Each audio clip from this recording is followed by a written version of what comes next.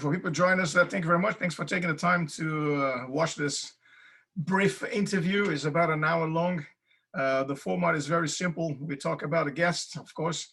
We want to hear more. We want to try to learn, perhaps learn different things that during perhaps classes. And honestly, if you're training, if you train with Joel, you will know it.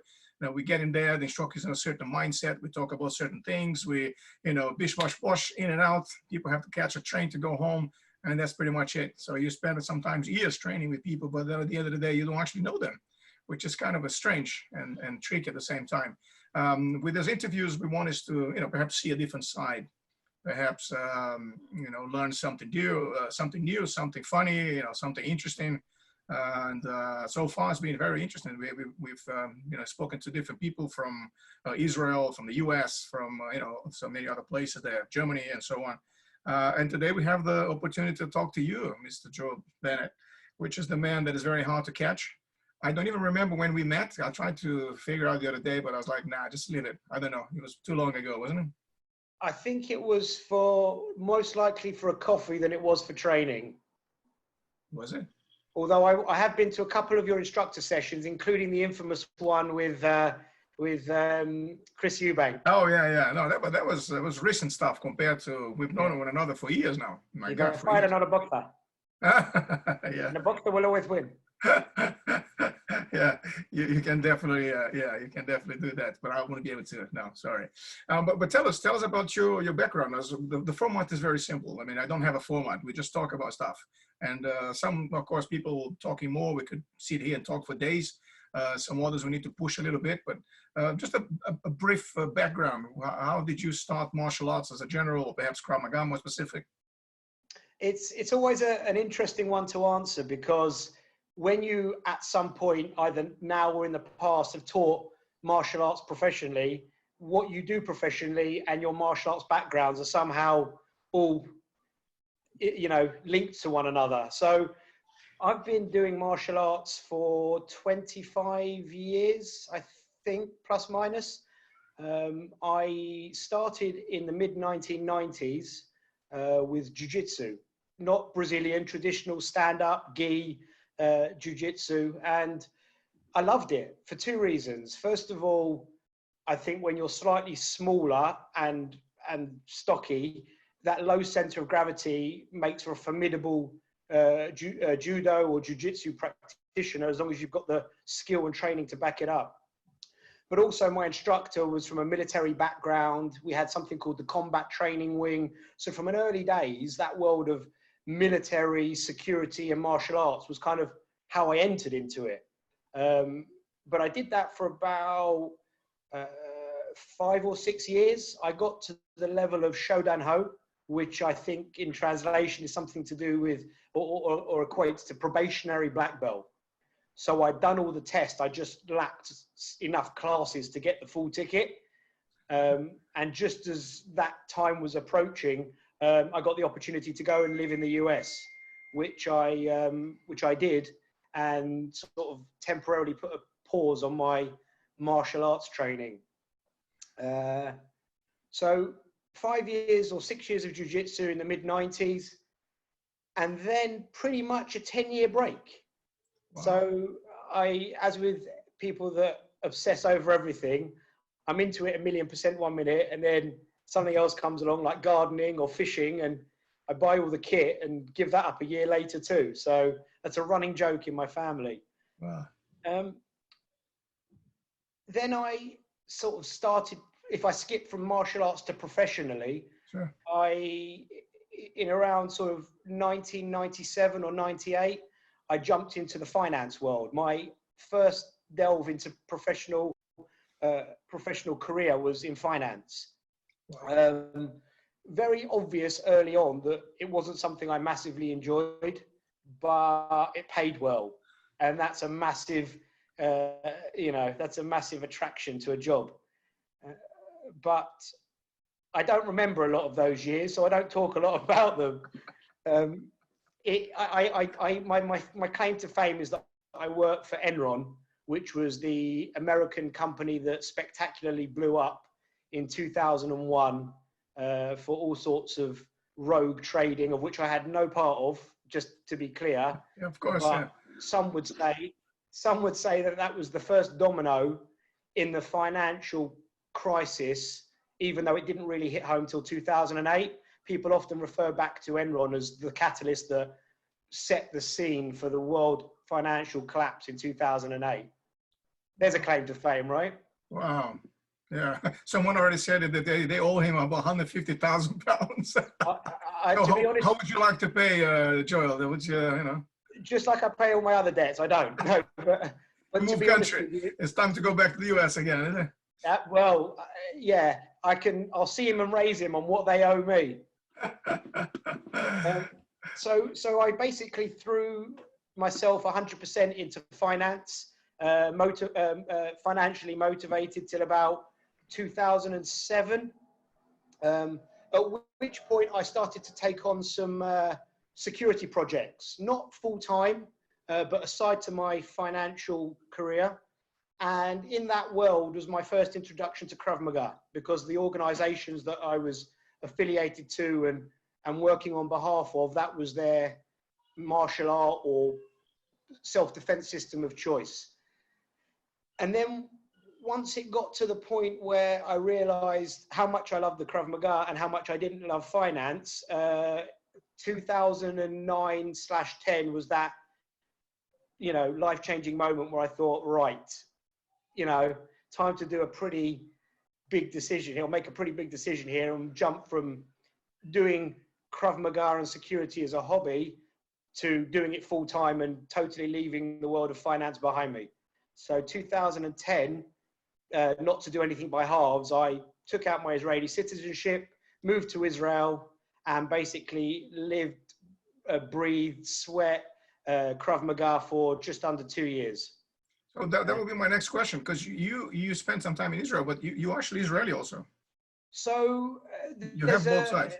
It depends who you speak to as to what defines Israeli citizenship. Right.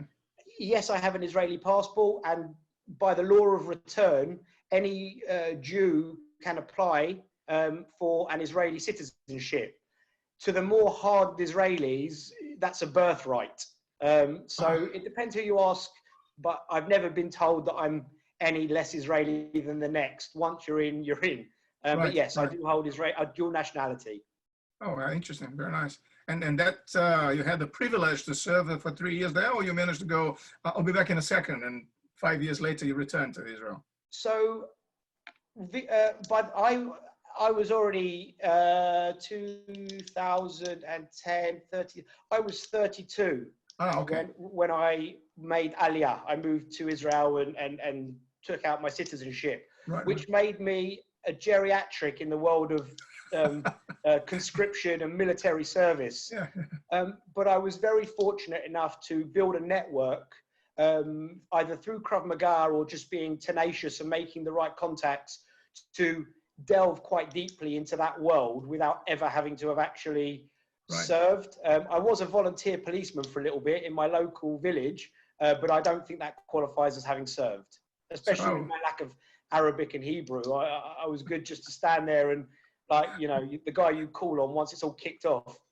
Can you imagine that? Yeah, you're the guy that goes and starts a fight, and then someone else that understands what they're talking about, off you go. You solved it now. I clip at the heels and then stand behind the next biggest guy. Excellent. Wow, that was good. So you in the US, you live for how long? You said 10 years? About 10 years time? Say again? In the US, how long did you live there? In which part of the US?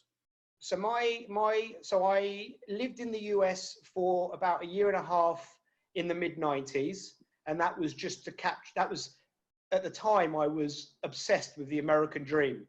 Right. And that was just my way of ticking that box, although as with everyone, it's a bit disappointing once you begin to realize it. But I did 1.5 years at a high school out there. I was actually one of the few Brits in the early days to play American football here. And they made a documentary about me because I was so small, called Joel's Dream, all about me playing for the London Olympians. So I was realizing my American dream in London. So who's already searched on YouTube so we can find any videos of him playing football there, please? Anyone? if you do, send it to me, because I have no luck so far trying to find it, and I would love to see it. Oh, that would be great. Yeah. Okay. Okay. And then I came back and basically joined the banking community, and then spent more years in America as part of a placement or a secondment. I was in with Enron. I was in. So when I went to high school, I was in New Jersey. Okay. Then when I was with Enron, I was in Texas, so Houston, Texas, which comes with all sorts of perks and interesting features, like the unlimited miles that you can clock just driving in a straight line. And then in the latter part of my finance career, when I was in that gap of doing Krav Maga part-time, I managed to get myself a job which involved quite a lot of travel to New York again. And because I was there so much, I tried to find a local Krav Maga school.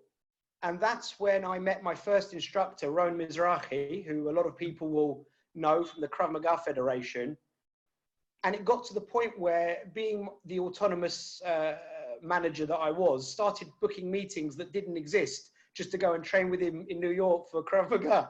So I shouldn't really admit that on a recorded video conference, but that's history now. Then come and get me. It's been a long time. Yeah, that's fine. Yeah, I think it's got that 10-year sort of safety net. Exactly. And that was it. That was my first introduction to the world of Krav Maga Haim Zut, because Haim was Ron's instructor, including when he moved to New York. Not now, for various different reasons, but was his instructor when he was in New York. And that was it. And the reason that it all came to pass was that in 2008, Ron ran a summer camp in Israel for his New York students, although at that point I joined that group from London. And that was my first introduction to the Israeli contingent, Haim, Meni, and all the wonderful instructors that we have there now. That was it, 2008. Wow. And that led to lots of discussions about how we could take this to the next level in England. And they were all a bit taken back when I said, I've got 2 years off. I'm coming to live in Israel. Teach me as much as you can, as quick as you can. Wow. Interesting. 2 years. Well, that's a full-on just under. version, yeah. It's a long time to do that full time. There's a lot of training. Oh, yes. And I'm glad I did it then, because even as early to mid 30s, I could not do that now. Yeah, it's what I tell everybody, that going to Israel is an experience that everyone that trains Krav Maga decides to take it seriously. It's a must. You have to go there, because you can be as fit as you like, you can be as as technical as you like, and then eventually you show up there. It's about 45 degrees Celsius. The food can hurt you, the weather can hurt you, everything around there will hurt you, and then of course 8 hours of Krav Maga a day for I don't know how many weeks you want to train there. That is something completely different, and to the point. Yeah, I think the thing that hits you the most when you first train Krav Maga in any hot country, because you go to somewhere where it's hot naturally. I suppose the phenomenon of going to Israel, apart from being in Israel, is not about the climate.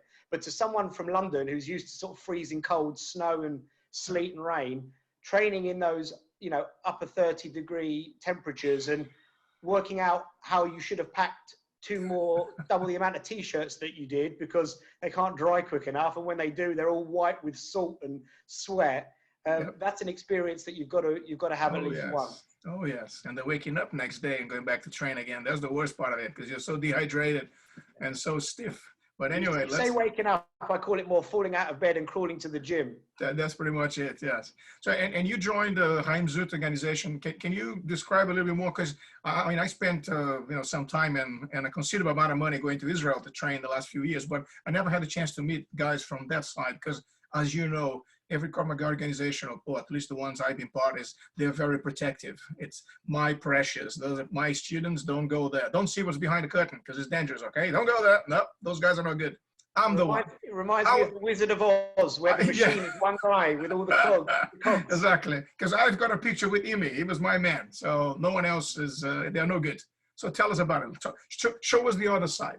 Okay. Well, I suppose it's quite timely, because as I know my guys will know, but I don't know how many of your guys are on the conference. But earlier this month, very sadly, Haim passed away, and it was quite a sad moment, even sadder for those of us who potentially would have got on the next flight to Israel. And, you know, if we couldn't have been at the funeral, we would have mourned as a collective family. But I suppose in the current COVID climate, we just have to show our condolences from afar and just make sure that we're compassionate in different ways. But yeah, I mean, you're always going to sort of, in the early days, have an allegiance to the club that you're initially introduced to. So for me, it was a no-brainer because I met Roan in New York, so there was no question of who I would train with in Israel. Right. And the only reason I went with Roan, he was the one nearest to my office. So it goes to show how life works, right? Yeah. But I was immediately taken aback with the guys out there with regards to the, I suppose, intensity and enthusiasm with which they train. Now, granted, I didn't have a lot of other benchmarks at the time. I was more in the business of comparing Krav Maga to my old traditional arts than one Krav Maga to another Krav Maga. Right. But over the years, I suppose, at least in the early years, when we are part of that cliquey, cult-like nature that comes with a lot of different arts, you do spend a lot of time trying to justify why you're a member of one versus a member of another. And it's a thankless task, especially when you become the Facebook keyboard warrior and you're just trying to fight a losing battle. So in the end, I think you just got to train, be happy with what you do. Yeah. But Haim was always very, I suppose in the early days, that's one of the reasons that we didn't have a massive global presence, because Haim just wanted a family of people that trained hard, kept it real, and didn't necessarily sacrifice or compromise on any of those qualities for the sake of commercialization. I don't think that was his actual thought process, but reading between the lines and looking back at how it has, or in some cases hasn't, developed at the speed of other organizations, I think that was clear to see. And there's definitely never been any shortcuts. You know, I think that a black belt in a lot of organizations, I mean, I know for one, your students work incredibly hard and so do ours, but those high ranks are earned and not bought. Yeah. Yeah, it's a good point. It's a good point. It's a progression, as we discussed this yesterday and the day before with another person. It is not a destination. It's the journey. It's getting there. It's going through the experiences and you know, learning stuff from different people and from, you know, even from students, and eventually reaching some kind of a level where you can say, right, I think I've managed to get to this black belt because I understand this. I think I started to understand this, as I like to call it. Absolutely. So some people see the black belt as the final step, and I see like, okay, now we got there. So we got the ticket. Now we passed the driving test. Let's start driving this thing and learning properly now. Let's take it to another level. Yeah, exactly. Let's try driving in Israel. Oh yeah. Yeah, that's another part. If you haven't done that, you don't know what stress. That makes the stress of a black belt test almost in the park. Yeah, exactly. Okay, I think that one of the, it's funny because you change your views on what should or shouldn't make for good training and a good setup numerous times during the course of your school, or as you'll know. And there are people that just hunt certificates and grades, and there's others that will reach that goal when they reach that goal. I mean, there are some people that just love training so much that they're the toughest, hardest, most nailed green belts you'll ever meet. And if they never see blue belt in their life, they don't care. Yeah. But it's about the ability for you to develop yourself and be that much safer in the street, and with your self-confidence and with your fitness. And I think that you will naturally progress over time without having to chase it down. Because what's the expression? A belt only covers small portion of your backside. Exactly. That expression in Portuguese makes more sense, but in English, when you translate word to word, it doesn't make any sense. But no, exactly, and that was me trying. No, I know. I tried that before, but also people looked at me like, "What are you talking about?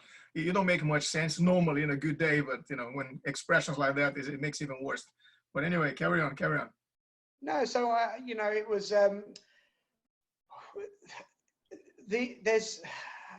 one of the things that I felt early on was almost the undergroundness of it, if that's even a word, of training in bomb shelters and not the sports hall, but the dingy little room next to it. And there's something about keeping it raw and real and having to put your own mats out every time, and then clean, you know, and not being a small part in someone else's bigger picture, and no air conditioning or minimal air conditioning, and just like, yeah, this is Krav Maga in the source. I feel it now. It's many years ago, we sat down with some, you know, great grandmaster in Israel there. We said, look, you need to open a training center here. But when I mean a training center, it's a place where there's no dog poo in front of it, no cat sleeping in front, you know what I mean? No goats in the back there climbing a tree. It has to be a nice place where people who come from the other side of the world that are used to go to perhaps the US and the big training centers here, training centers there, you know, someone at the reception, all the kit and equipment hanging there, classes everywhere. These people will feel at home. And of course, the transition would be, you're going to have a lot of people coming this way. But in the beginning, they couldn't understand that. Why would I invest money to do something like that? So we tried to make the most out of it, investing the least possible amount of money there. So time went by, other people tried to do exactly the same thing, but they didn't actually succeed. Still to this day, I mean, I sent many people to Israel to train, and then they came back later. It was like, I didn't like it. Why? Oh, because it was very simple. The place was full of sand and, you know, and no air con. Says, well, that's the whole experience. I mean, if you're not ready for that yet, perhaps you need to go back again, or perhaps that's not for you. But going there and experiencing the raw, what is the word? The rawness? Is that the word? You know, almost, yeah, the rawness. It's a very unique thing. You have stories to talk about for the rest of your life. I mean, I've seen guys from Sweden show up in Israel in July, and then halfway through a 7-8 hour grading, they just drop on their heads, and that was it. That was the end of it. Because they're, you know, living in a cold country, all of a sudden they're there, 45 degrees, no air con, you know, and that's it. This is the tough. I think that's why, you know, I think that's why sometimes the commercialization of these tour and train or these overseas boot camps, I mean, you go to different countries for different reasons. I know people, we run them a lot in Eastern Europe because of the access to firearms ranges. But if you're going to do a tour and train in Israel and you're staying in 5-star accommodation, you're doing it wrong. Yeah, no, I got to the same idea exactly. But it's not the first time, the second time. After you know, when you get there and you can understand, oh, I know, no, don't take it as toxic. This guy's a kind of a, you know, a scam. Go for the proper ones in the corner. You know how to navigate around the place. Yeah. Then you start to enjoy that place a little bit more. I also think that, and I suppose we may or may not touch on this at some point later in this conversation, is this obsession, which you know I love, about military Krav Maga, this constant pursuit to find Krav Maga at the source, which was Krav Maga from the IDF. And even, let's leave the specifics of that aside for a second. They don't train in 5-star accommodation. So if you really are true to your word and you want to train IDF Krav Maga, you don't stay in a 5-star hotel. You live it, you breathe it, you wake up, you fall out of bed, you crawl to the gym, you can't get the sand out of wherever, and you just train. Oh, no, many times I came back, a couple of days later, I'm here washing my stuff, and I turn my shoes, and I'm full of sand still, and like, wow, a little reminder of how nice that was, you know, the training outside by the, you know, the beach side, or going up the dunes, and it's the experience. Everything is part of the experience there. Yeah, I learned very quickly, if you buy shoes that are 2 sizes too big and fill them up with sand, it really improves the low kick. Oh my gosh, yeah. There's one for free. Man, that's crazy. Okay, so you decided to go to Israel. We spent a couple of years training there, you know, and immersing yourself in the whole thing. That was your instructor's course there, or you did that here and then?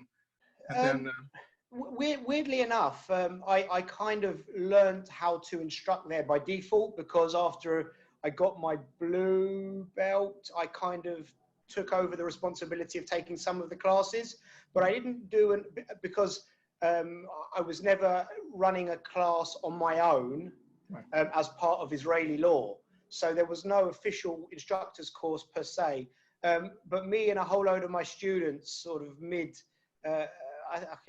2000 and something, 15 or 16, we went to Israel and did a long instructor's course run by Wingate Institute and got our ticket, so to speak. But you don't need that here. And I know that you've been out there to get a similar accreditation, but you don't need it here, and you don't really need it there unless you're training full time and teaching your own classes. But it's a phenomenal piece of paperwork to have, just like back in the old day, any certificate with Japanese writing on it was a thumbs up to your authenticity. That was legit. Yeah, you're the man. Yeah. There's some chicken footprints. You stenciled it in your lounge. Yeah, as I normally used to joke when I used to see those Hebrew diplomas with, I call the chicken footprints, because the Hebrew sometimes, when you look at it, it looks like chicken footprints.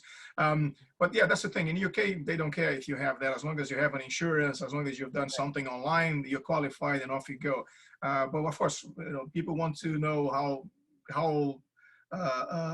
what's the word, dedicated you are, how much time you spend over there, who do you know, and things like that. So yeah, initially we started with one organization. I mean, I did at least. Started with one organization, then I realized, hold on a second, there is more out there. But being part of one organization is not going to help you that much. So I had to step away and then, to see the bigger picture. And of course, we've met fantastic people and amazing people that now we can go and train with. With no issues, no strings attached. And of course, they're always trying to say, hey, sign the dotted line here, become one of our people. I was like, no, thank you. Let's do it next time. Let's take a few more sessions with you guys in order to make my mind up, but it never happened.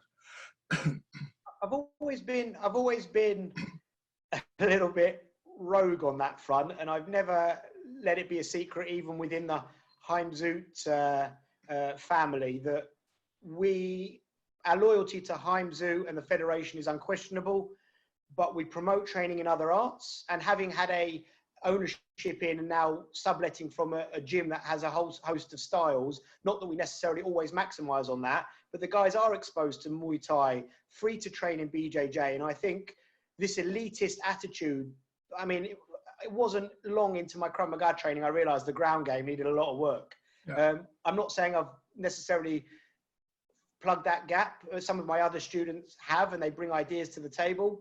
But, exposure to other arts, but also exposure to other Krav Maga clubs is a healthy thing. And it's only that all black wearing cult-like institutions that I can only assume is a testament to their self-confidence, that they can't allow their guys to go and train elsewhere for fear that they're shown up, they lose students, they lose clubs. I don't get it, because your guys will be loyal to you through natural, organic relationship, and you shouldn't deprive them of the right to train to a degree elsewhere and experience other schools.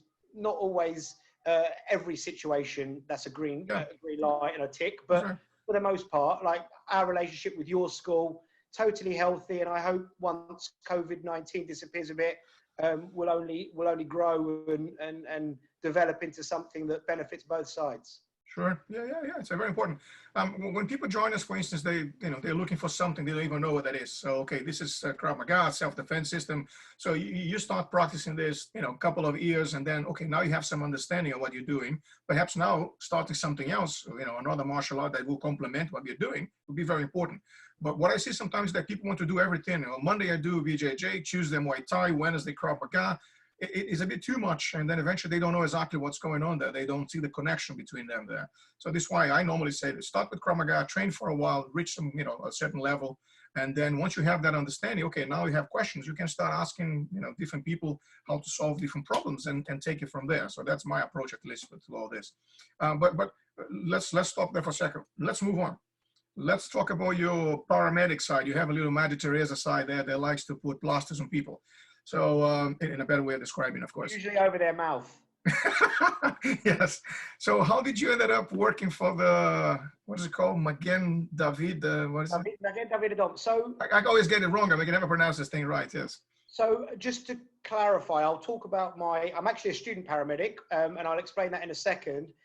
But in the interest of full disclosure, my time with Magen David Adom is only sporadic when I'm in Israel, as opposed to a full-time venture. But also, as an organization, it's purely voluntary. So they may have X thousands of medics nationally, but only a handful of them are full-timers. I mean, the National Ambulance Service in Israel is run, for the most part, by volunteers, which makes it even more formidable than an organization that people are getting paid for, So, but I suppose there is a small element of my career that slots nicely in the middle. So I will come on to my medic, but there's a reason that I chose the medic route, which was my transition from doing Krav Maga full time to doing Krav Maga and owning a security company full time. Wow. It was working in security that got me into Krav Maga. Security for me at the time was a bit of a side project because I was a full-time banker.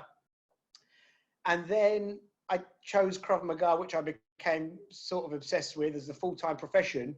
And then we did a full circle. People would call me up and say, you teach Krav Maga, you must do security. No, but I know a great person that does. And then I only answered that call about 10 times before I realized, why aren't I that person? Why am I not taking all the work these guys are, scouting for? So I set up a security company, and they're very complementary of one another.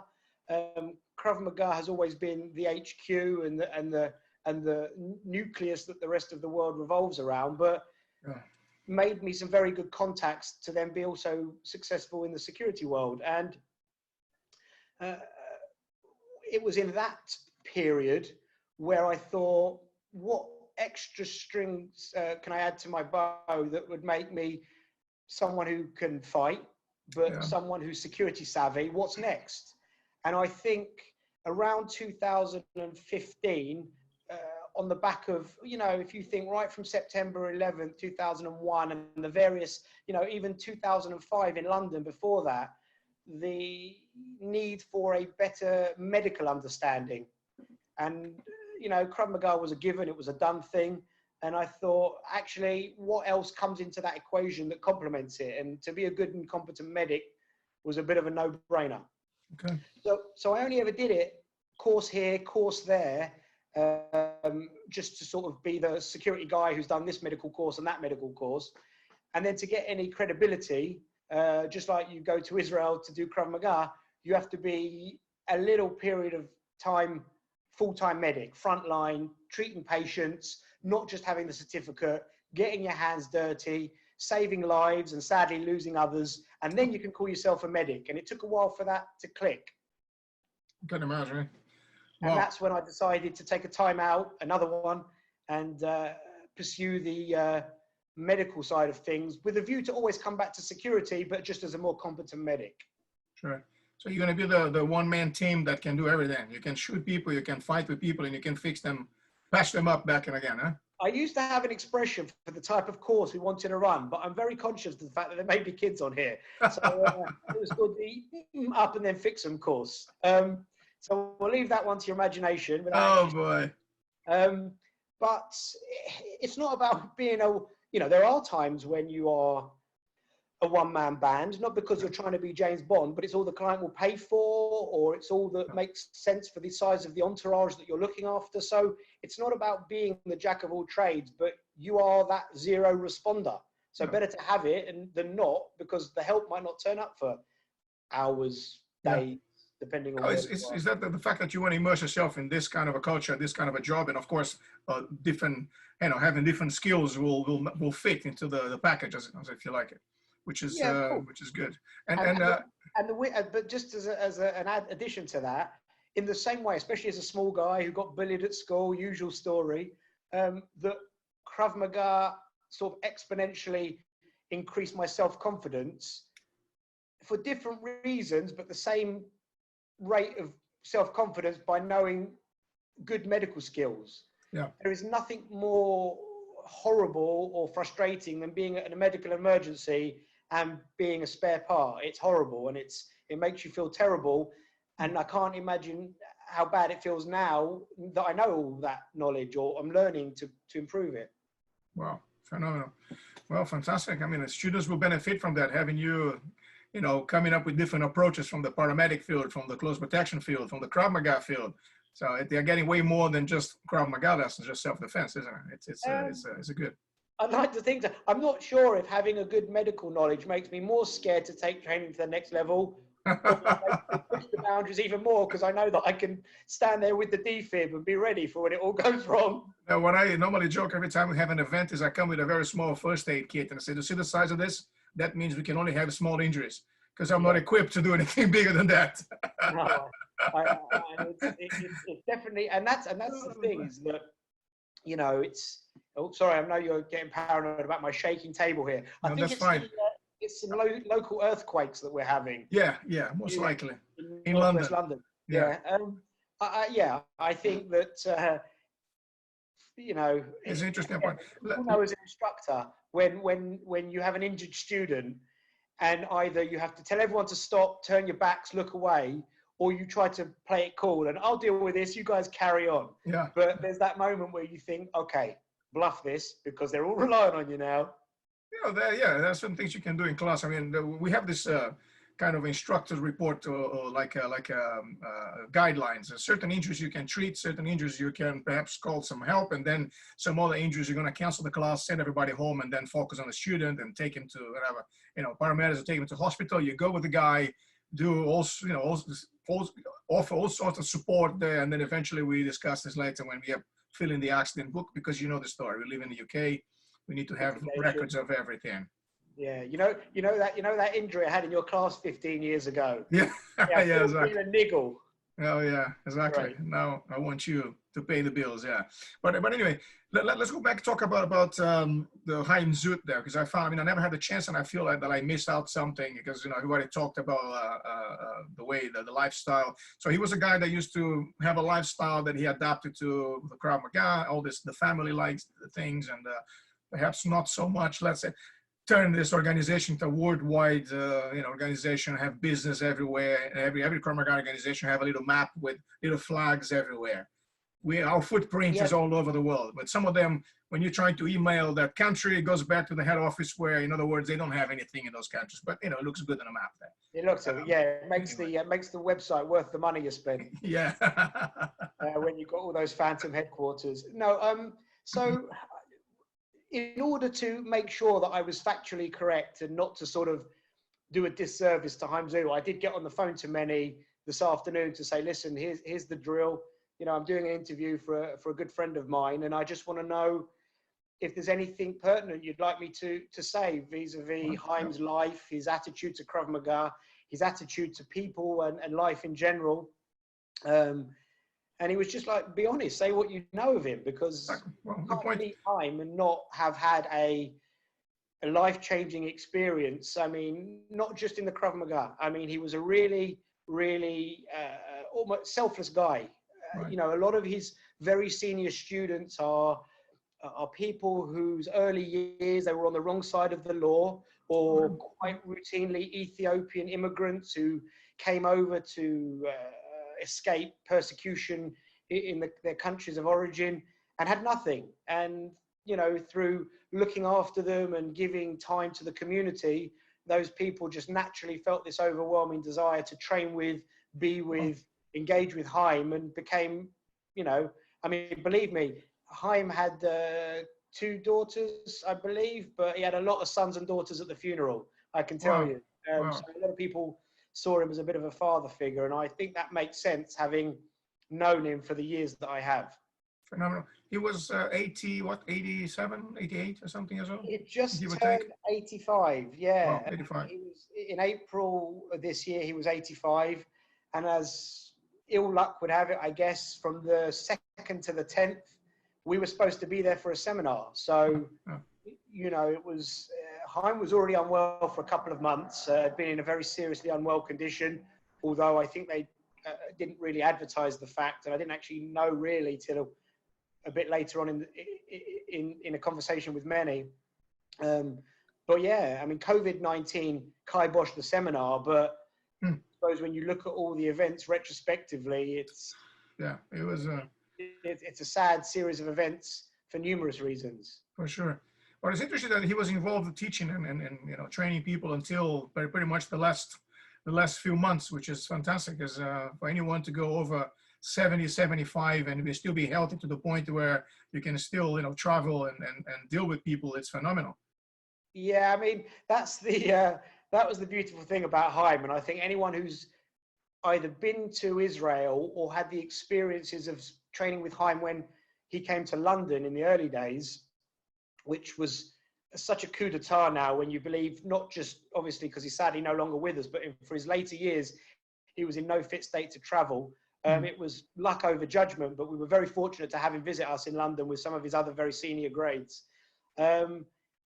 And there is no doubt that his mind was at full speed in Krav Maga, even from the sidelines when his body no longer allowed him to partake. But that didn't stop him getting on the mat and biting you and slapping you and manhandling you in a way that you thought, you may be 85, but I bet you can still kick my butt.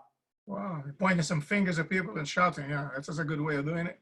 I think it's the Israeli way, but he did it with more rawness and authenticity than I think just shouting for shouting's sake. What is the expression in Hebrew that the Israelis from the outside, they look like, what's it called, that little prickly pear they have in the Middle East, but from inside they are sweet. That is an expression with that.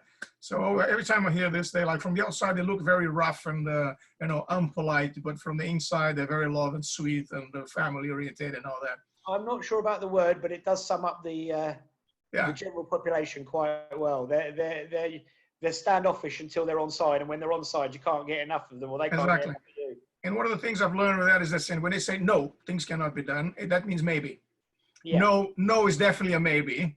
A maybe means, okay, I'll take two and then, you know, let's negotiate the price. There's always been this approach in the beginning. They used to say, oh, can we do this? No, we'll do something else. Okay, so we'll do something else then. But then after a while, I realized, hold on a second, let me try. What about it? Then let's convince the guy. Let's talk about it. So we can do this. We can bring more people. We can make more money. It's like, oh, in that case, let's talk about it. You know, and became my way of joking with the other black belts when I go to Israel. Go and ask that guy to do something. He'll say no, but then I'll go back there and I'll try to convince him. Do you want to bet some money on that one? You know, and it became a joke. And you know, well, I think that's more than just. I think when you've lived in or at least experienced Israel, I mean, you know, I think even though I have an Israeli passport, I can loosely speak the language, and I say loosely, and I have lots of Israeli friends and adopted family. I think that you've been to Israel enough times to understand the culture. Yeah. And the two things that make training Krav Maga in Israel that much more interesting, but also just adopting Israeli culture in the bigger picture, is two things. First of all, Krav Maga was born out of a necessity, and whether it's just because the Jews getting persecuted in Europe in the Second World War, or because Israel is still a country constantly under threat, there is that air of genuine self-defense that they learn for. And I think that to realize that and experience it, as opposed to just something to keep me fit and train for that eventuality that I may or may be not mugged at the cash point, as opposed to a citizen of a nation that everyone wants to destroy, or at least most of its neighbors, that's something that you can't replicate outside of Israel. No. But also, on your point about making it up as you go along, it's only 70 years old, Israel. So whether it's banking, whether it's politics, whether it's any kind of bureaucracy, it's all still being made up as it goes along. So just because we put it to that sort of Krav Maga contents, the whole nation is like that. So it's absolutely no surprise that that's ingrained in the Israeli personality, that, you know, we're open-minded, this is our way, but show us a better way, and if we can profit from it, we will, and if not, see you later. Yeah, that's exactly, you just summarized the few points together, which is pretty good. Yes, yeah, it's very interesting. But that's one's mainly on the Krav Maga context, just to yeah. decidedly sly. Phenomenal. Because let me go back one click here. I remember the day we had a meeting, one of our so many meetings that we sit for coffee, talk about 1,000 different subjects in 45 minutes, and we, you know, go different directions. And I'll see you in about 2 years again. That's how we operate. 2 meters, I hope. Yeah, well, exactly. I don't hope. That's probably what's going to happen. No, the last time we met, we discussed it because you said I'm going to start a paramedic degree. That was a while back, yeah, if I'm not mistaken. Or another earthquake. Apologies. Yeah, that's fine. So you became a student paramedic here in the UK. Yeah. So you're about to complete that, or the COVID is holding you back? So basically, all my studies were put on hold until September. So even if I was on track, the process is delayed until educational facilities reopen. The fortunate thing about medical studies is as long as it's done in a safe environment, it kind of falls under essential training, because you can't have enough people that are medically trained in the current climate. But not to miss the opportunity to keep my, hand in it. I did a lot of training at the Nightingale Hospital. Right. I say training because I did all my training there, and just as I was about to be put on some sort of part-time roster, they mothballed it because, thank God, it was never really utilised because the NHS never maxed out and ITU facilities were never needing to utilise that extra facility. But just to have trained there and just to have seen it and been a part of even the educational side of it was quite inspiring. I know a lot of people will say it was a waste of money, this, and it shouldn't have been built in the first place. But, it's almost as if they say it's only justified if you've got the 4,000 desks to it's one of those things. You never win this game. If you've done too much, it's too much. Too little is a tricky. So anyway, but the thing is, it was there. It was available. Luckily, we didn't actually need it. So that's it. So I'd rather spend money with that kind of a site than with something silly that makes nobody will benefit from that. But anyway, so and regarding that now, what is your plan? Are you going to be working for the NHS, or are you going to be the guy that got qualified? Every now and then I come back, do a little refresher, but you're going to focus on your close protection / Krav Maga / whatever slash we can add to this. So in a nutshell, my desire was always to become back or a more qualified medic in the security world. Right. Krav Maga, apart from the early years, myself and my other instructors do it part-time. So, we'll keep it once we understand what direction it will take post-COVID. But my intentions are to sort of jump back in the security world as a better trained medic. However, COVID has thrown some opportunities that sometimes it's very difficult to talk about businesses in COVID, because unless you're near bankrupt or asking the government for help, you're doomed to be profiteering. Whereas someone who's got a company that's either security or medically related, it's exactly a pandemic that's going to benefit you in that commercial aspect, although you never want to earn money off someone else's. It's not the same as charging 50 quid for a bottle of hand sanitizer. We haven't upped the price of our services. We're just charging the right services for the current climate.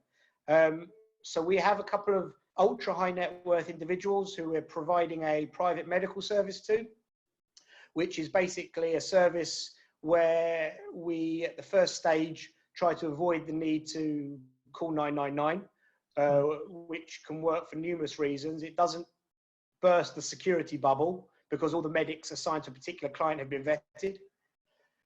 It's useful if, in that doomsday scenario, there were no hospital beds, therefore calling 999 was irrelevant. Yeah. And thirdly, until we're fully out of it, going to hospital is a risk. You can go there with a broken thumb and come out with COVID. So it's a bit of a attractive service to the ones that can finance it, because they're kind of got their own private frontline service, which is working quite well at the moment and has kept me busy through times that would otherwise, I suppose, have played on my mind sitting at home and locked down in a world where everything's virtual. Right. The question someone asked you if it's a personal security nightclub or general security, but you just answered the question, which is close protection. So, yeah, I mean, I know the camera can be deceiving, but I'm not a particularly big fellow. So I would say that standing on the doors of nightclubs is probably not my best job, but I have actually done it on quite a few occasions. In fact, in the early days, as part of my jiu-jitsu team, I used to work on the door at Bagley's in King's Cross for those who, which was a notoriously dangerous door to work. But no, we tend to specialize more in close protection, embedded medical capability, event security, but for the high profile clients where they want to more, we have this thing in security where we say high profile, low profile, no profile. Yeah. So depending on what the client wants, we can procure the big guys, but if it's a job that I'm going to put myself forward for, I suggest that's probably not the best bet. Right. Yeah. Some of the jobs that I've worked have been really, really exciting and a real honor, actually. I mean, if I can touch on a few of them, you know, I always pride myself in being able to sort of reach the pinnacle of whatever it is that I'm trying to do, usually with the support of a very strong team. But first of all, my last job before I joined the medical world was I was the security manager for the British Embassy in Israel, in Tel Aviv. Oh, yeah, that's another one. Yeah, I forgot about that one. Keep going.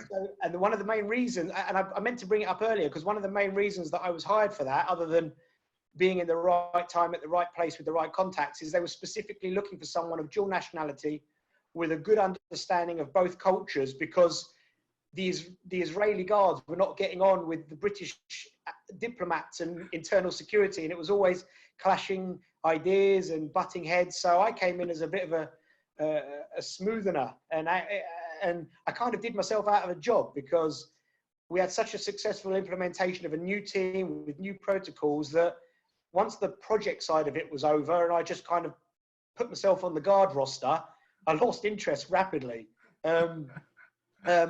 But a couple of the other ones, one of them which is potentially an ongoing contract, so I'll leave it relatively vague, was when the Green Prince visits the UK, the son of Hamas, phenomenal character with an amazing story.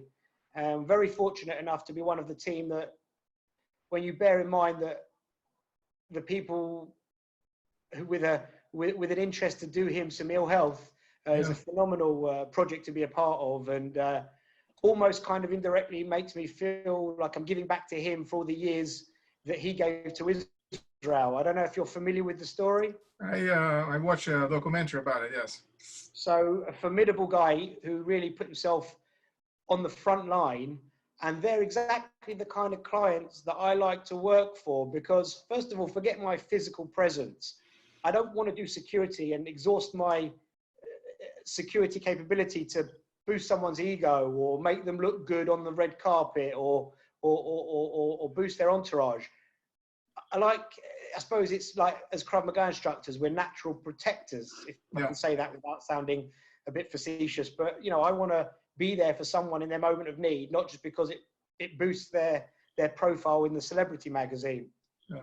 Although I'm sure I wouldn't do that. And another one was when we had a visit from the IDF sent over a couple of officers. And the reason being, I remember that one. Yeah, it was an amazing. Because we were on the phone and you mentioned I didn't go back because we were working with some of the guys, and it was a while back. Yeah. An amazing project. So basically, we have every year in England something called the Israeli apartheid, which is basically where most of the campuses in the UK, because a lot of them have very big, I'm not going to get political here, but very big pro-Palestinian and left-leaning organizations about, let's advertise how, you know, much of an apartheid state Israel is and all the damage they're doing to the Palestinians and the surrounding communities. So the IDF, in their infinite wisdom, decided to send over 2 uniformed officers and send them to all those campuses to do like a counter demonstration. And me and a small team was in charge of their security detail. And I was like, whoa, this has got potential to go nuclear. You're gonna need a bigger boat, as I said on Jaws, yeah? Yeah, we want to make sure that get out of jail free card is always on hand.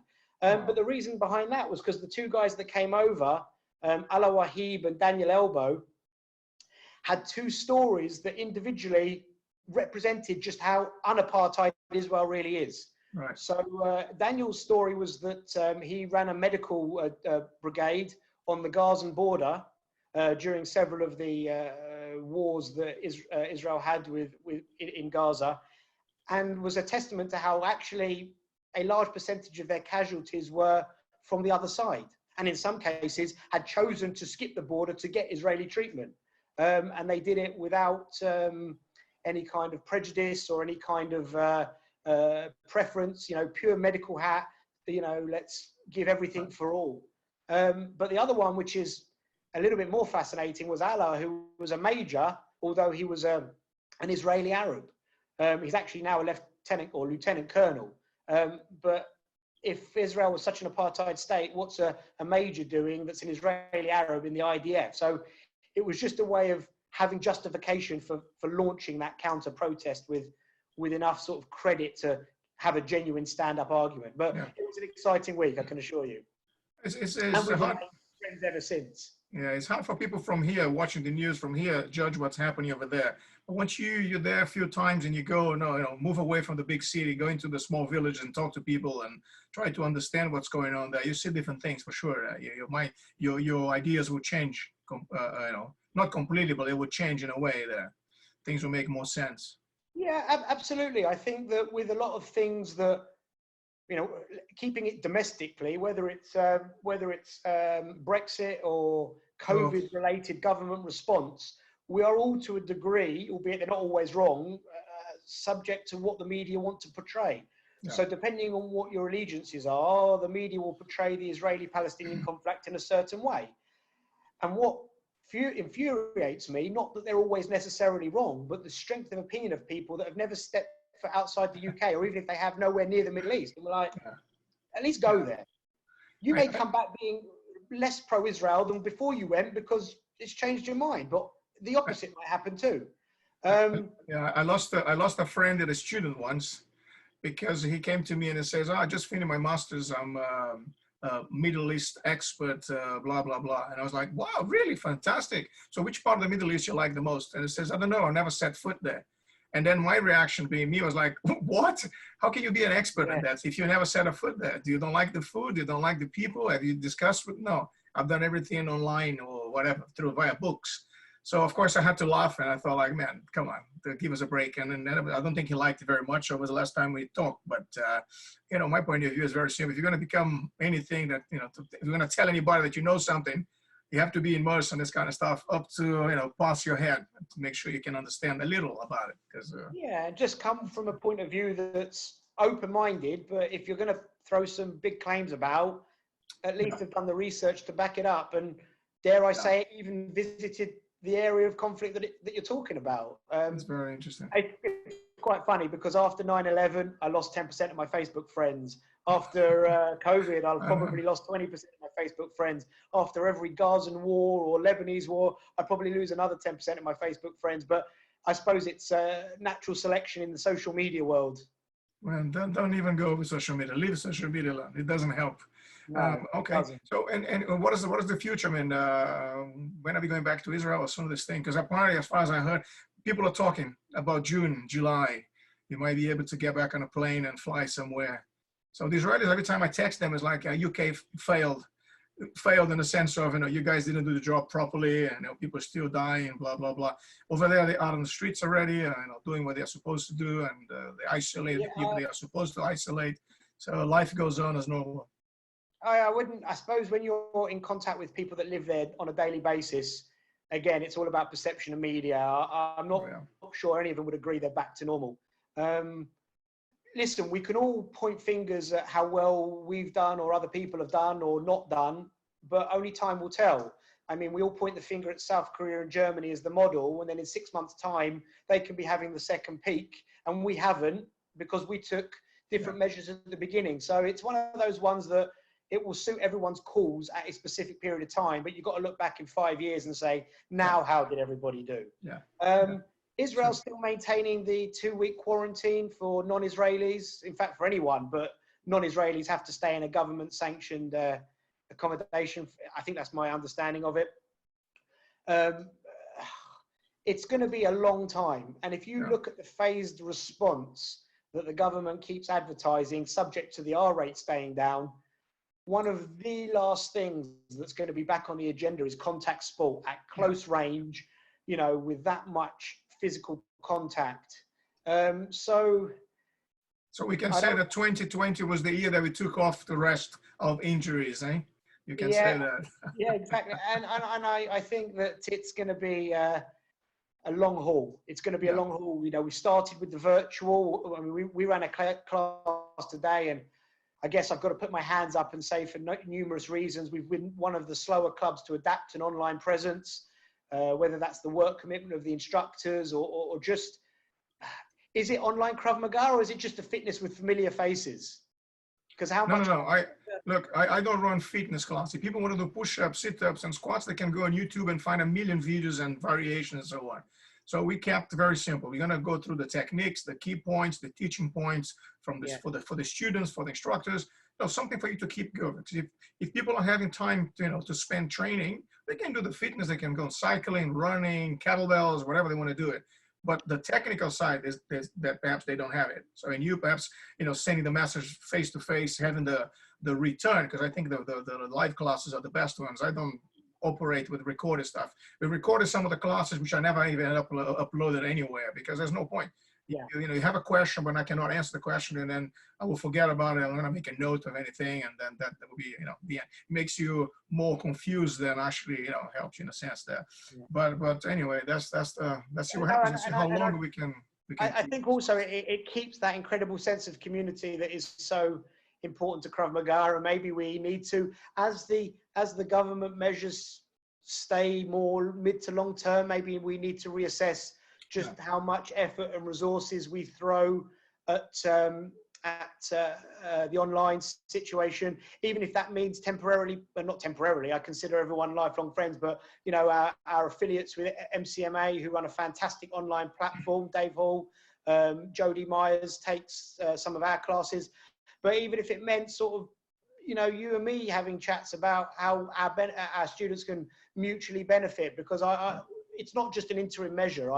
I see our clubs with a similar ethos, a similar personalities, and a relationship that should be forged going forward, not just as a quick fix because your online presence is better than ours. That's coincidental. The only reason why I got a more online presence because every day I'm posting something, I'm talking about something, I'm connecting people, I'm sending ideas.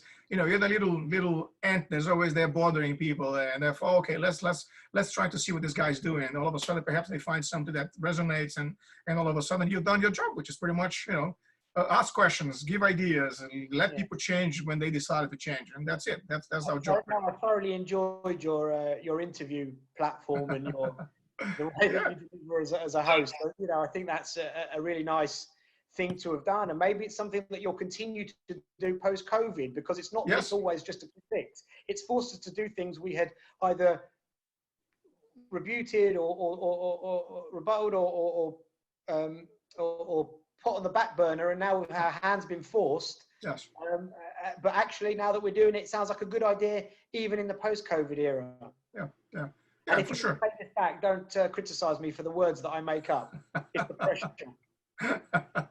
No, not to worry. Not to worry. They sound right. Yeah, they always sound right, but don't watch this again, whoever. I never watch the interviews again, because every time I think I've done once and I was like, ooh, what a stupid thing I said over there. But, then made sense, but not later when you have more words in your head and you could have come up with something better.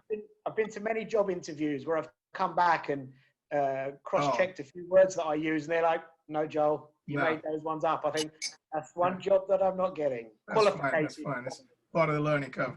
But listen, we've been here for an hour, and as I said, I try to keep this 1 hour, so whoever wants to watch this in the future is not going to watch one of those like Joe Rogan podcasts with 3.5 hours long, because you might not have the time. 1 hour is still okay. The information is there, and we don't need to think too much about stuff we are saying, because it's you've got plenty of things to talk about it. But it was nice, getting to know this other side, even though we met many times and we discussed many different things. But I'm sure your students, our students will benefit from that, learning a little bit more, and perhaps getting that kick in the back to the incentive. I want to do whatever that is, if it's becoming a paramedic, close protection operative, or perhaps a Krav Maga instructor or student. And the worst one, the last one, not the worst one, but the last one, we perhaps to go to Israel with us very soon, and experience the whole thing over there. My only advice is going to be, when you decide what you want to do, give it 100%, and you get a lot done in a short time. There we go. But also, I just want to say thank you. That should be a T-shirt, kind of, Yeah. So let me do that before you nick it. Oh, it was my idea, but you came up with the words. That's fine. Yeah. We'll play back the recording. No, but I wanted to thank you for the opportunity to speak with you. And you know that I do keep a relatively low online presence to a degree. So I think it's a testament to your great school and the similarities between our club that we can have this chat, and I appreciate it. Sure. Fantastic. Guys, thanks for watching that, and I'll hope to see you guys one day. And thank you very much. Have a good day. Thank you very much, Joe. Yes. Bye-bye. Bye.